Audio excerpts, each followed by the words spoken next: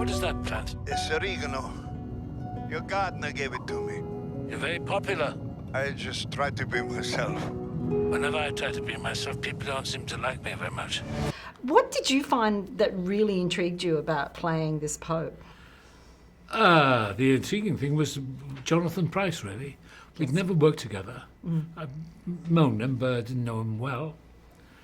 And it was such fun to work with. He was so easy to work with. And now I tend to want to learn all of my lines, and I do. I work hard, but it's not hard work. I enjoy learning the lines.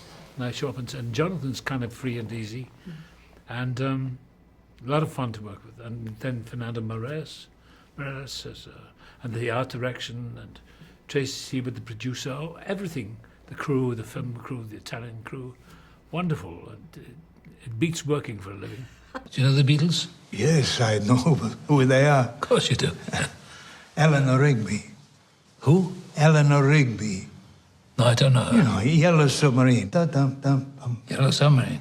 That's silly. I think Jonathan said there was a little bit of fun, like he was number one and you were Oh, Sir he's number yeah. two, right? Yeah, and I put on my trailer Sir number 2. And then he put Sir 200. No, we had a lot of fun. I emailed him, I said, dear number 1, it's number 2 calling, Sir number 2. Right person. Church needs to change, and you could be that change. It could never be me. When Pope Francis was actually appointed, that people were putting pictures up of you, so Yeah. there's sort of a physical resemblance in some ways. Yeah, So yeah. It's not an image I see when I look in the mirror, but there you go. It's. So you were destined to play him. I think so. Yeah, yeah. But how did you prepare for it? Was it purely from the script? I mean, did you? Well, I looked in the mirror and then thought, yeah, you can do this.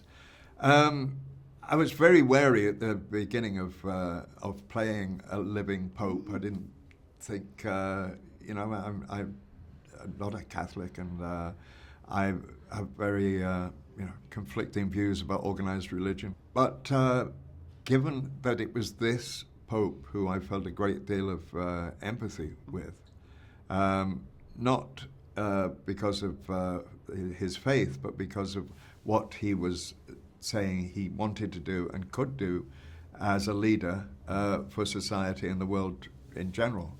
And so those things that he talked about, which is the talking about the dispossessed, talking about refugees, the environment, climate change, building bridges and not building walls, was very important to me in wanting to be that man and to be able to represent those views. Yeah. I can no longer sit on the chair of St. Peter. You're mistaken. You are. Silence!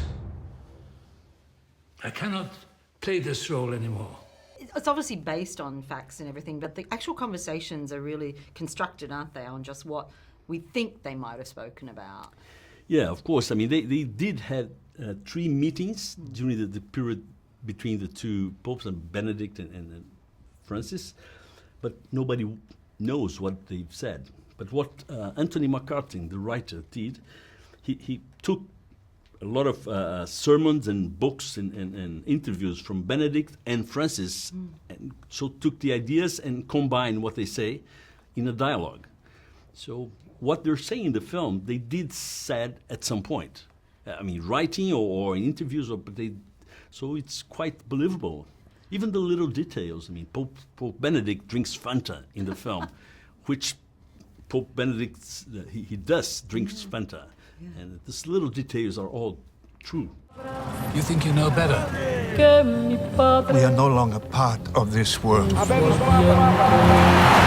Do you feel like it has, I mean, it seems to have so much relevance to today and the change, especially in the Catholic Church, and that did you feel there was important themes there that people are really No, I think what's good about the film, beyond the actual story of the Vatican, is the religious politics of 2 opposing forces coming together, 2 opposing opinions. Today, we're not allowed to have an opinion. You have to be this or that. And if you're not this, you're the enemy. And it's pathetic. This is what we live with today in this world, of so-called intelligent people. So you don't believe what I say, then you're bad. And you think, come on, grow up. We're all going to die. Nobody's perfect. Nobody has the truth. The human race has screwed up everything for 300,000 years.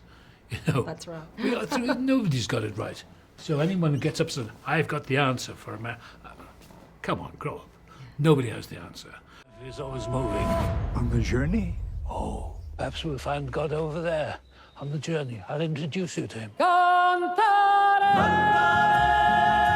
Big Pope, you must remember that you are not God. You're only human.